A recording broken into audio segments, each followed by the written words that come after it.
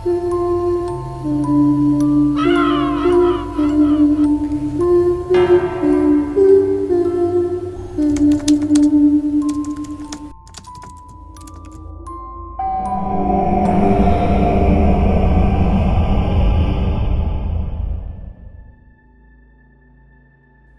mapayapa at magandang araw po sa lahat ng nakikinig, lalong-lalo na po sa inyo, Mystery.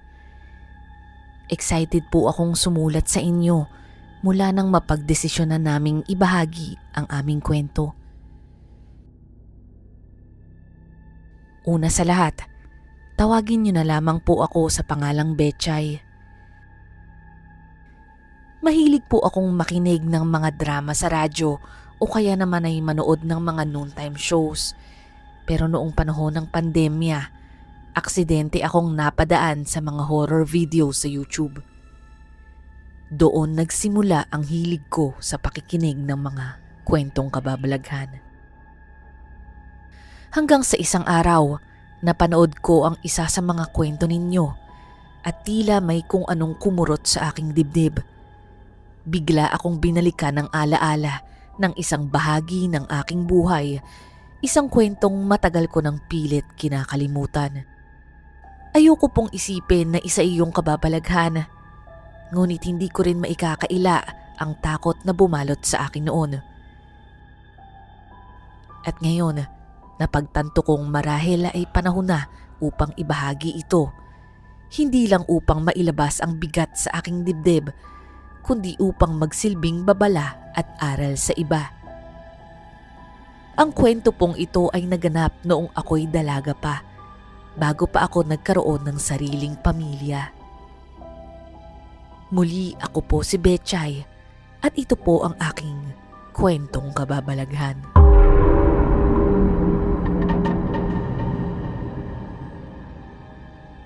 Malaki po ang aming pamilya, Mystery. Sa father side ko, 5 po silang magkakapatid, habang sa mother side naman ay 8. Dahil hindi tulad ni Papa na taga Bicol, si Mama at ang kanyang pamilya ay tubong Bulacan.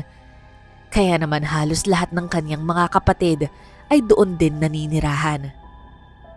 Dahil dito, madalas kaming magkita-kita ng aking mga pinsan, lalo na tuwing bakasyon, doon po sa bahay ng aming lolo at lola.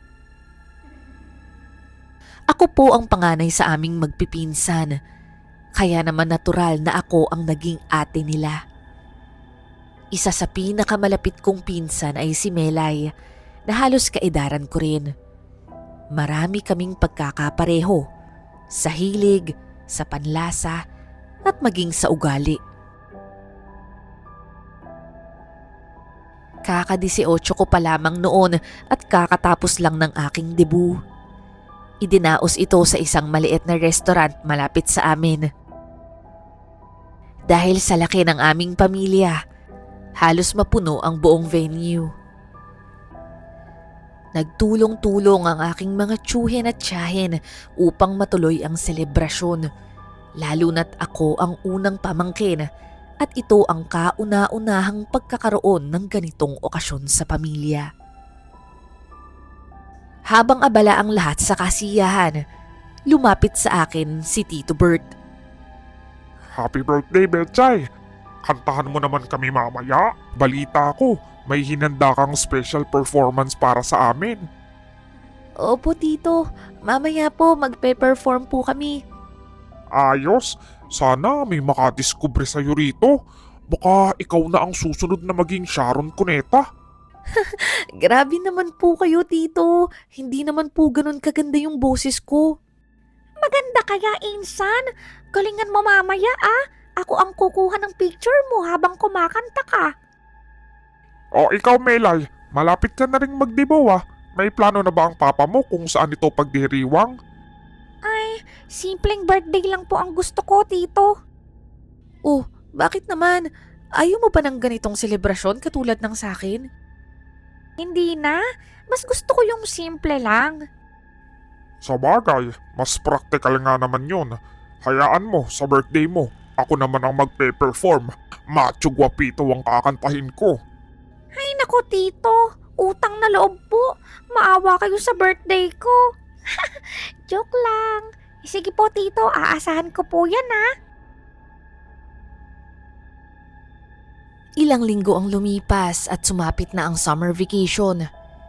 Kagaya ng nakagawian, nagbakasyon kaming magpipinsan sa bahay ni na lolo at lola. Pero ng panahong yun, si lola na lamang ang nabubuhay at kasama niya sa bahay ang isa pa niyang anak na si Tia Helen. Napakasaya misteri tuwing bakasyon. Ang dami naming magpipinsan at puro laro, kwentuhan at bonding ang inaatupag namin. Idagdag mo pa roon ang masasarap na ulam at merienda ni Lola.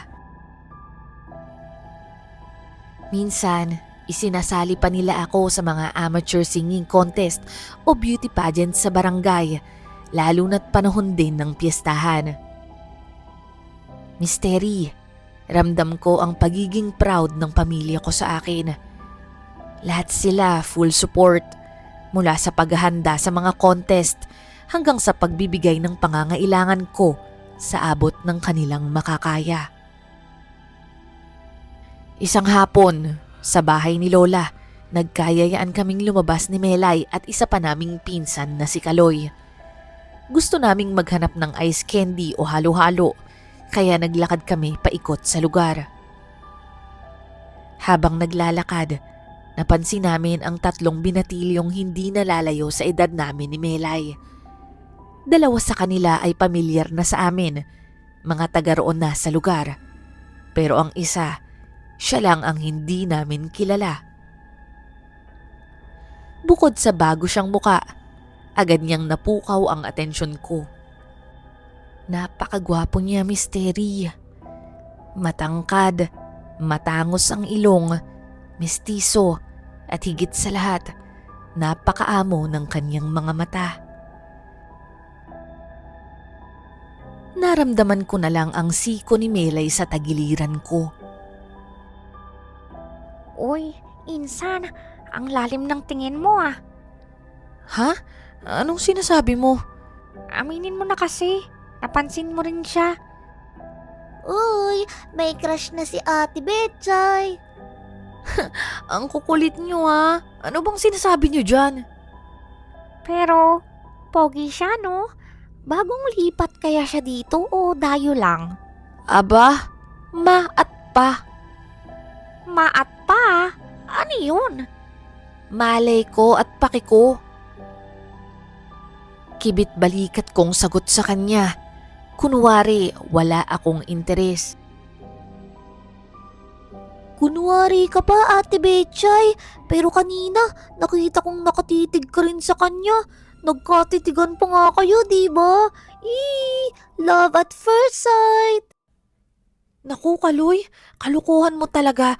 Kabata-bata mo pa kung ano-ano iniisip mo. Nagtawanan ng 2 kong pinsan at tuloy-tuloy pa rin ang pangaasar sa akin. Pero ang totoo niyan, misteri, ngayon lang ako nakaramdam ng ganito. Sa lahat kasi ng mga kaklase at kaibigan kong lalaki, wala akong naramdamang kakaiba. Sakto lang sila sa paningin ko. Walang espesyal, walang hinahangaan na katulad ng ganito. Pero doon sa binatang nakita ko kanina, para bang interesado ako sa kanya. Pagbalik namin mula sa pagbili ng merienda, muli naming namataan ang grupo ng mga binatilyong lalaki. Pero sa pagkakataong ito, tila ba nakaabang na sila sa amin. Pagdaan namin sa kanila, biglang nagsalita ang isa, si Benji. Hi Beth, mabuti naman at nakabisita ulit kayo rito. Oo nga ito talagang bakasyon yung pinakahihintay-hintay namin, yung magbakasyon kami kina Lola. Nga pala, ipapakilala ko sa inyo tong pinsan ko, si Michael. Michael, ito naman sina Betchay, Melay at pinsan nilang si Kaloy. Diyan sila nakatira sa malaking bahay. Hello, kamusta kayo? Bago lang ako rito, kakalipat lang namin. Hello sa'yo, Michael. Welcome sa neighborhood namin. Sana wag mong tularan si Benji, ha? Hala, dapat nga tularan ako niyan para maging good boy din tulad ko. Biglang sumingit ang isa pa nilang kasama na si Ronron. Nakaw, Benji, wag na ano. Isa ka pa lang hirap na kami. Paano pa kung maging dalawa ka? Sabay-sabay kaming nagtawanan sa biro niya. Lihim akong natuwa noon, Misteri, dahil sa wakas, nakilala ko na ang bago naming kapitbahay. Mahaba-haba pa ang bakasyon at sa isip-isip ko, sana mapadalas ang pagkikita namin.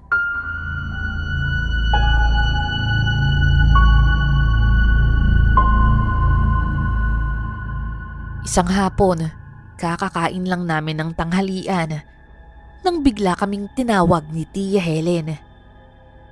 Naroon ang ilang kapitbahay namin at muli kaming pinakilala sa kanila. Abay, ang gaganda at ang gagwapo pala ng mga pamangkin mo. Kamukha niyo talaga. Naku, iyang si Betchay, hindi lang yan maganda. Pinakamagaling pa sa klase nila. At bukod roon, napakaganda ng boses. Oo nga naaalala ko. Di ba nung isang taon kumanta pa iyan sa piyesta. Tamang-tama, magkakaroon ulit ng patimpalak. Pasalihin niya ulit siya. Oo nga, Betchay. Sa tingin mo, kaya mo bang mag-ensayo ng bagong kanta? Sige na. Sige po, Tia. Pwede po bang duet na lang kami ni Melay? Pwede bang ikaw na lang muna? Mas mabilis ka kasing magkabisa at mas madaling kumuha ng tono. Pero sige, sa susunod na piyesta, isasali natin si Melay. O Melay, ngayon pa lang mag-ensayo ka na. Naku, Tia, alam mo naman na ayokong sumali sa mga ganyan. Minsan, ikaw na lang. Makakasira lang ako sa'yo pag sumabay ako. Maganda rin naman ang boses ni Melay, Misteri. Pero mas simple lamang itong pakinggan. Bukod doon, mas mahiyain siya kaysa sa akin. Mukha lang siyang magiliw at kengkoy. Pero pagdating sa ganitong bagay, madalas siyang kabahan at nawawala ng kumpiyansa sa sarili.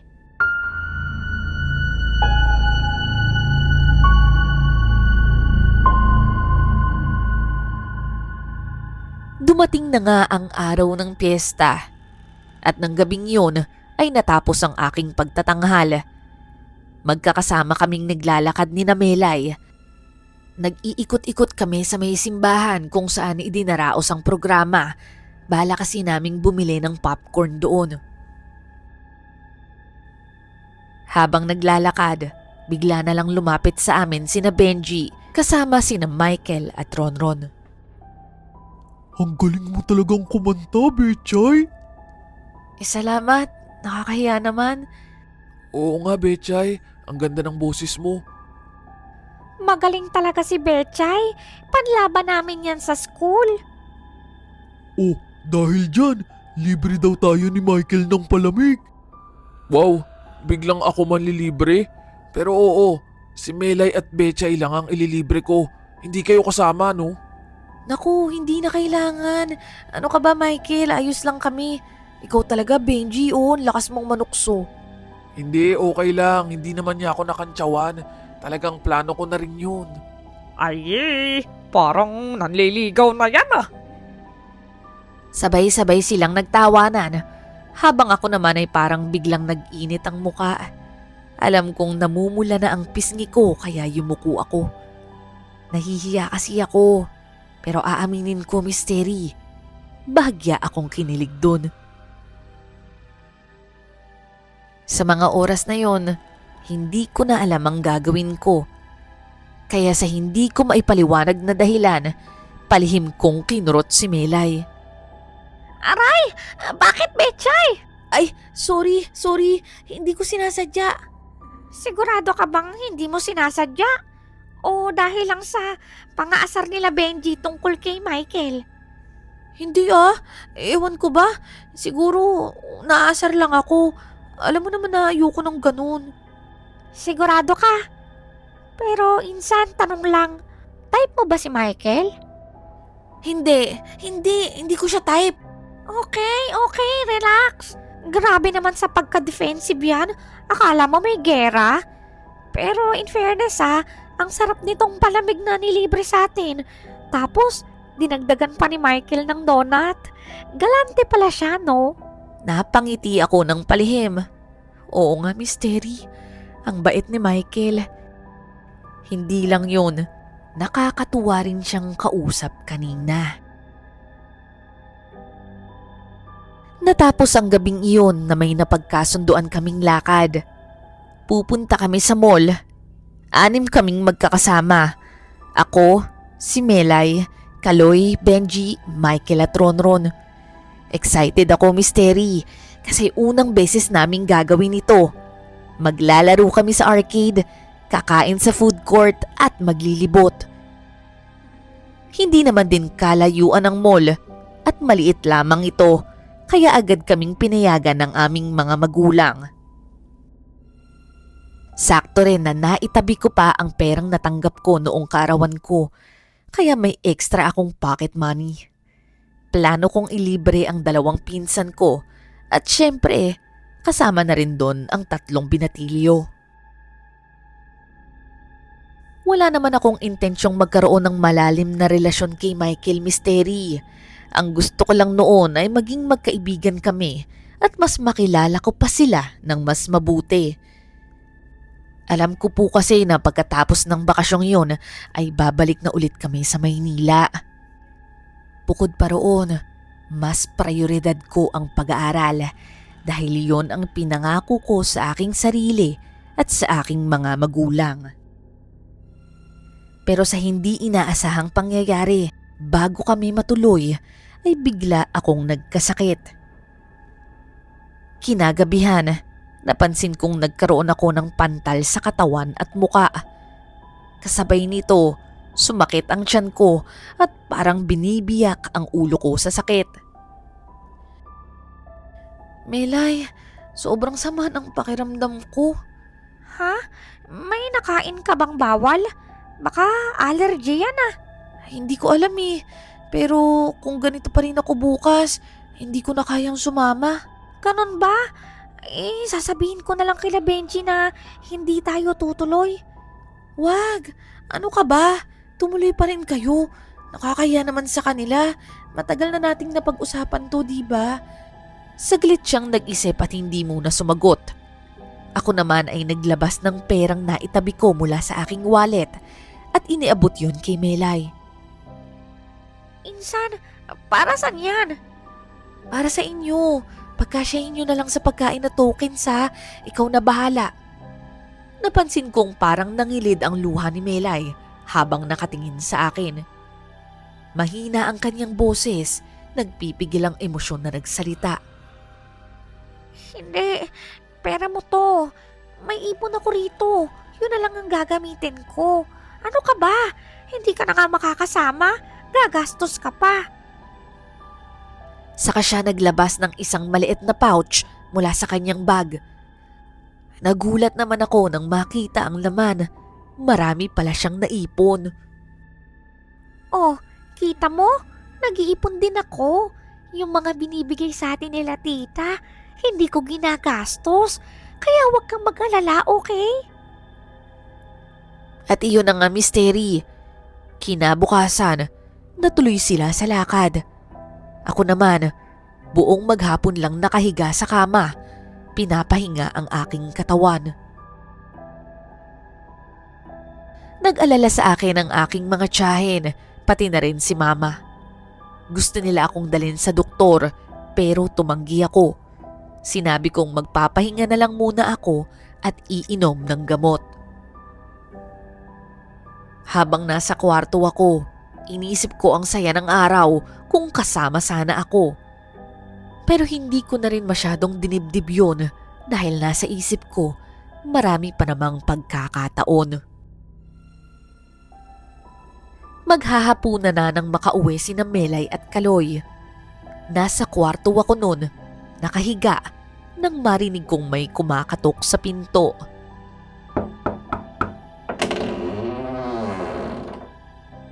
O insan, kamusta ka? Eto, ang sama pa rin ng pakiramdam ko. Ang sakit pa ng likod ko. Ate, magpa-ospital ka na kaya? Ang putla-putla mo na. Tawagin ko na ba sila tita? Wag na, Kaloy. Bukas na lang, nakakahiya na lola. Sigurado ka po ba? Eh kung si mama mo, gusto mo po bang tawagan ko? Ayoko na silang mag-alala sa akin dito. Baka pauwiin lang nila ako sa bahay. Gusto ko pang magstay dito. Aray! Aray, ang hapde! Nakaramdam ako ng parang may nagbabaga sa aking likuran. Parang nilalapnos ang balat ko nang hindi ko maintindihan. Agad akong napabangon at kinapa ito, saka itinaas ang damit upang tignan. Kitang-kita ko ang gulat sa mukha ni na Melay at Kaloy. Ate, ano yung nasa likod mo? Beth, Diyos ko, ano yan? Ano? Ano ba yung nasa likod ko? Sabihin niyo! Sa puntong yun, narinig pala ng mga tiyahin ko ang aming ingay at agad siyang sumugod sa kwarto kasama si Tito. Anong nangyayari dito? Masama na po kasi di ba yung pakiramdam ni Ate Betchay kanina? Tapos ngayon, ayan po yung likod niya. May sugat at parang nagnanana.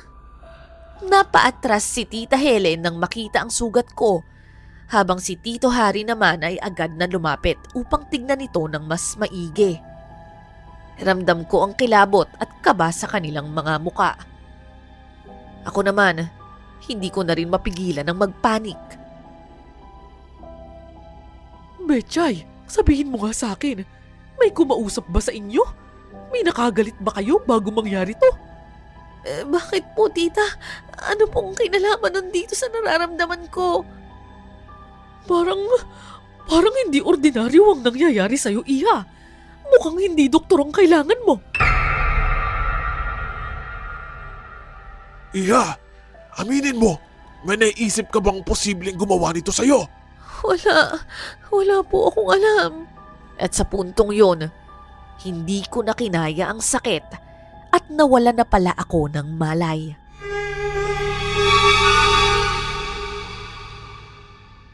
Nagising ako sa matinding pagkahilo. Malabo ang paningin ko, pero naaaninag ko sina Tita Helen, Tito Hari at Melay sa tabi ko. At may isa pang matandang lalaki sa silid at hindi ko siya kilala. Napag-alaman ko na siya pala ang albularyong ipinatawag nila. Alam kong alam nyo ang sinapit ng pamangkin ninyo. Bago natin mapuksa ang sumpa ng barang, kailangan muna nating malaman kung sino at kung gaano kalakas ang gumawa nito. Pero wala siyang alam kung sino ang maaaring gumawa sa kanya nito. Kilala ko ang pamangkin kong yan. Napakabait niyan. Hindi yan makakagawa ng kaaway. Bago pa ako makapagsalita, isang matinding sakit ang dumaluyong sa aking ulo. Aray! Aray! Ang sakit! Parang mabibiyak na yung ulo ko! Parang may sumasabog sa loob ng ulo ko, Misteri. At hindi ko na napigilan ang sarili kong mapabangon. At bigla na lang, bumulwak ang laman ng aking tiyan mula sa aking bibig. Misteri, hindi ko makakalimutan ang sandaling yun. Sumuka ako ng likidong kulay berde at itim. May mga buo-buong bagay na hindi ko maipaliwanag kung ano. Hindi yun normal na pagkain, lalo na't lugaw at sabaw lamang ang kinain ko buong araw. Hirap na hirap ako. Ang sakit-sakit ng ulo at lalamunan ko. Pilit nila akong kinakausap, pero hindi ko na kayang sumagot pa. Sobra na akong nanghihina. Sa pagitan ng aking paghinga, nagawa ko pang ibulong.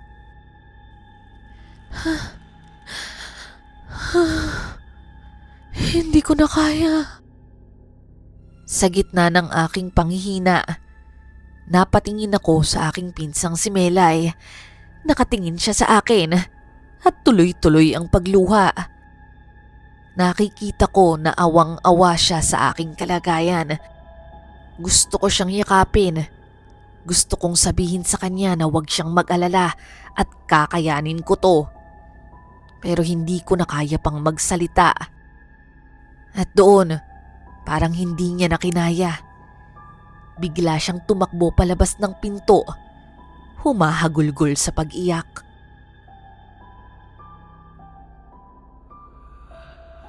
Lumapit naman sa akin ang albularyo at sinimulan ang kanyang ritual. May mga binulong siya sa akin na halos hindi ko maintindihan at saka dahan-dahang nagpahid sa aking ulo at katawan ng mga dahon na binabad sa isang espesyal na langis. Malabo na ang detalye sa aking memorya dahil hinang-hina ako noon. Basta ang alam ko lang, ipinaubaya ko na sa Diyos kung aayos pa ang kalagayan ko. Hindi ko kasi lubos na maisip na mangyayari ito sa akin. Samantalang bago ang araw na yon, ayos naman ang pakiramdam ko. Ilang oras ang lumipas at hindi ko na pala namalayan na nakatulog na ako. Tanda ko pa na nanaginip ako ng gabing yon. Isang panaginip na hindi ko makakalimutan. Sa panaginip kong yon, nasa isang kuweba raw ako. Napakadilim at walang daan palabas. Ramdam ko ang lungkot at panghihina. Pero may isang anino na nagbukas ng malaking lagusan. At sa labas nito, isang napakagandang kakahuyan ang bumungad sa akin. Kapag inikot mo ang iyong mga mata sa paligid, makikita mo ang malalagong puno, malalaking bunga, at makukulay na bulaklak. Nasa langit na ba ako? Tanong ko sa aking sarili. Pero bigla na lang nagmulat ang aking mga mata at sa isang iglap, ako'y nagising sa aking kwarto. Magaan ang pakiramdam pero uhaw na uhaw. Tubig. Nakita agad ako ni Melay at halatang nagulat siya nang magising ako. Betchay, gising ka na! Tia, gising na po si Betchay! Yumakap sa akin si Betchay habang umiiyak. Agad siyang kumuha ng tubig at inalalayan akong uminom. Insan, mabuti na lang at nagising ka. Alalang-alala ko sa'yo. Akala ko. Wala kang dapat ipag-alala. Okay na yung pakiramdam ko. Salamat sa'yo, Insan. Ilang minuto pa at nagdatingan ang aming pamilya. Labis ang kanilang tuwa sa paggaling ko. Kahit na hindi nila lubos na maunawaan ang nangyari, pinagdasal na lang namin na magtuloy-tuloy ang aking paggaling.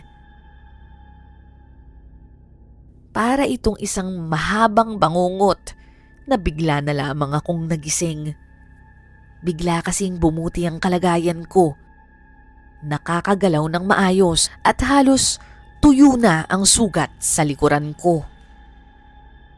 Ngunit ang inaakala naming pagkaligtas ay isang panandali ang pahinga lamang pala. Dahil isang gabi lamang ang lumipas, si Melay naman ang sumama ang pakiramdam. Kumpara sa akin, mas mabilis bumagsak ang katawan niya. Mas maraming sugat ang lumabas sa kanyang balat. Iyak ng iyak noon ang kanyang mga magulang, ang tiyahin at ang mga tiyuhin ko. Lalong-lalo ako. Hindi ko alam kung paano at bakit ito nangyayari sa amin. Nagpatawag muli kami ng albularyo at habang nag-uusap-usap ang mga matatanda sa labas ng kwarto, lumapit naman ako sa tabi ni Melay at pilit pinalakas ang kanyang loob. Melay, kayanin mo yan. Ako nga, kinaya ko, di ba? Mas matapang ka pa nga sa akin eh. Mas makakaya mo yan. Pero Misteri, umiling si Melay. Namumuo ang luha sa kanyang mga mata. Hindi, Insan. Hindi ako katulad mo. Nararapat lamang sa akin ito. Ano? Huwag ka nga magsalita ng ganyan. Oo, Betchay. Patawarin mo ako. Hindi ko talaga sinasadya.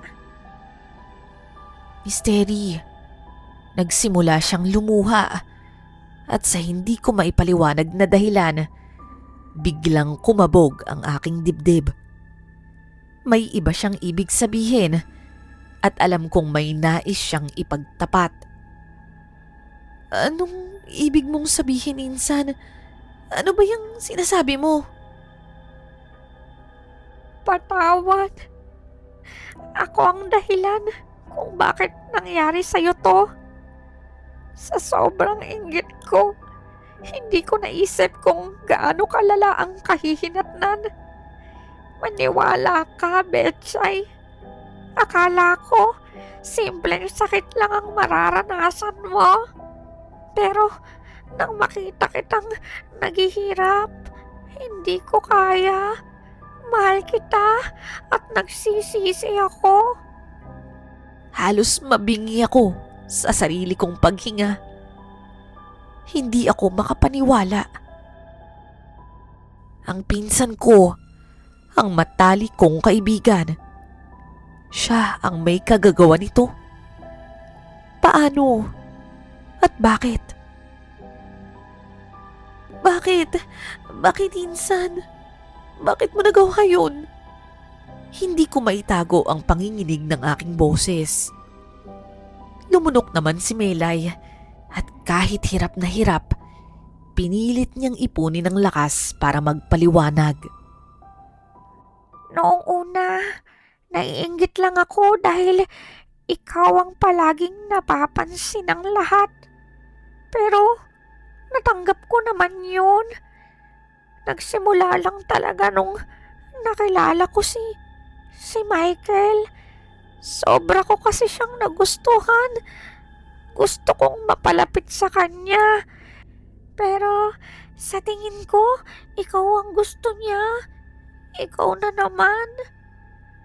Sa lahat ng bagay na napunta sa'yo, minsan, siya lang yung gusto kong mapunta sa akin.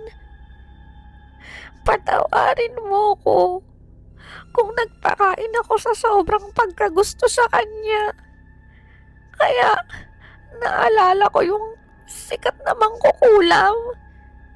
Nagtanong ako kung may paraan para magkasakit ka. Kahit isang araw lang para makasama ko si Michael at makuha ang attention niya. Pero nang makita kong nangyari sa'yo, masyado palang matindi. Hindi ko kaya.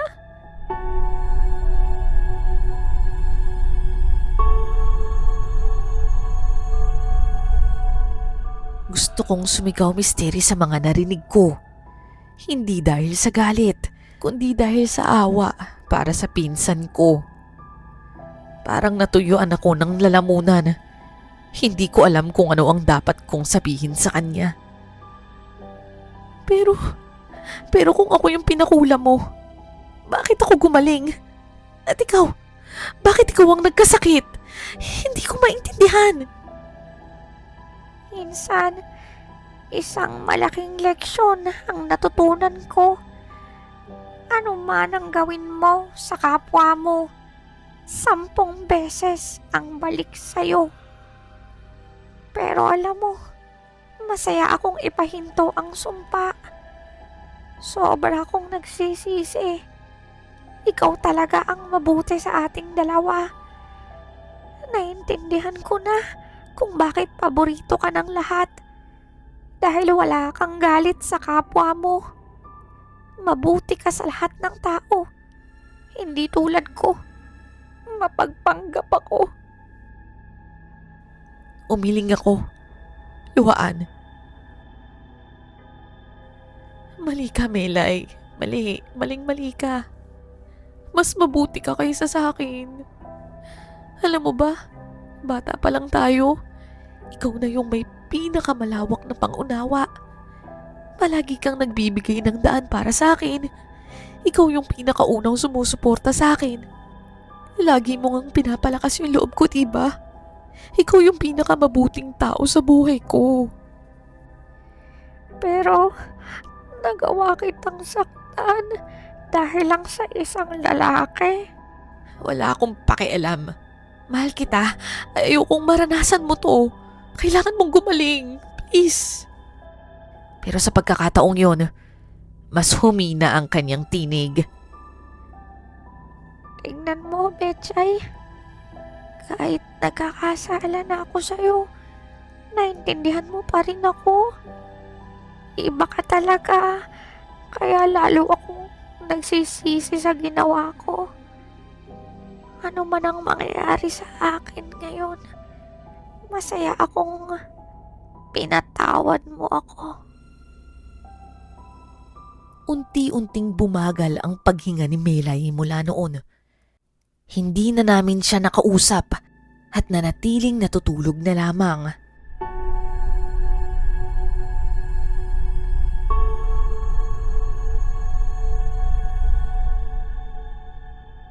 Ayon sa albularyo, maaring sa sinabi ni Melay ay napahinto na niya ang sumpa.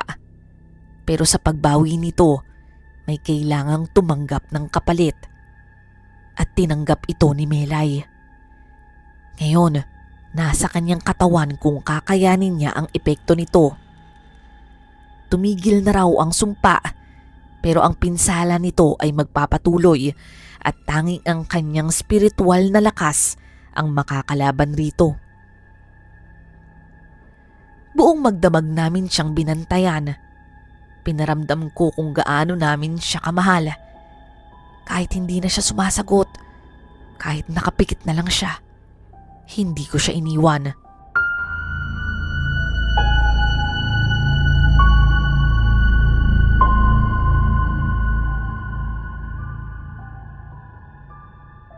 Yun na ata ang pinakamahabang gabi ng aming buhay, Misteri.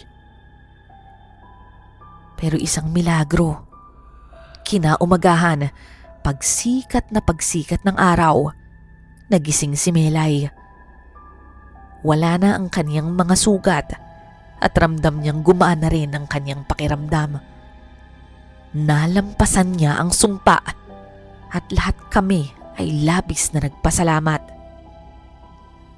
Yakap ko siya ng mahigpit at pinaramdam kong pinatawad ko na siya ng lubusan. Pamilya kami at alam kong hindi na sinasadya ang lahat ng nangyari. Dala lamang ito ng kanyang batang isipan at sigurado akong natuto na siya bago pa man magsimula ang lahat. Sa kabila ng matinding pagsubok, mas lalo pang tumibay ang aming relasyon. Mas lalo akong inalagaan ni Melay na tila baga nais niyang ipakita sa akin ang kanyang taus-pusong pagsisisi.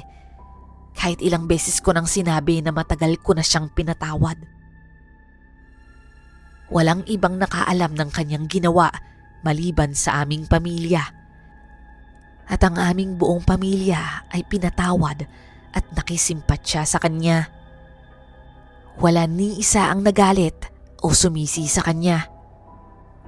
Prinotektahan namin ang kanyang pagkatao sapagkat hindi lang pagkakamali ang dapat tandaan sa isang tao, kundi ang kakayahang magbago. Nang magkaroon na kami ng kanya-kanyang trabaho, isang araw, biglang nagpadala ng mensahe si Michael kay Melay upang mangumusta. Doon namin natuklasan ang isang katotohanang hindi namin inaasahan. Si Melay naman pala talaga ang gusto ni Michael noon pa man. Nahihiya lamang ang binata na ipahayag ito dahil sa kanyang murang edad noon. Pero noong nasa hustong gulang na siya, naglakas loob na si Michael na aminin ang matagal na niyang damdamin para kay Melay. at humingi siya ng pahintulot na manligaw rito. Sa una, ayaw ni Melay. Bumabalik kasi ang alaala ng kanyang nagawang pagkakamali at nangangamba siya na baka hindi raw siya karapat-dapat sa pagmamahal nito. Pero ako mismo ang nagtulak sa kanya na sundin ang tibok ng kanyang puso. Isang pusong ngayon ay puno na ng kabutihan at tunay na pag-ibig. At ngayon nga, Misteri, sila ang nagkatuluyan. Masaya na sila sa kanilang buhay at katulad ko, nagkaroon na rin sila ng mga anak. Ang totoo niyan, Misteri, si Melay mismo ang humiling na ibahagi ko ang aming kwento upang magsilbing aral sa iba na sa bandang huli, ang malinis na puso ang siyang nagwawagi. Huwag nating hayaang kainin tayo ng inggit sapagkat babalik ito sa atin ng mas matindi at maaaring humantong sa walang katapusang pagsisisi. Higit sa lahat, ang kwentong ito ay patunay na mas matimbang pa rin ang kabutihan sa puso ng isang tao. Dahil sa kanyang kabutihan, malalampasan niya ang lahat. Hanggang dito na lamang po ang aming kwento. Muli, maraming salamat po.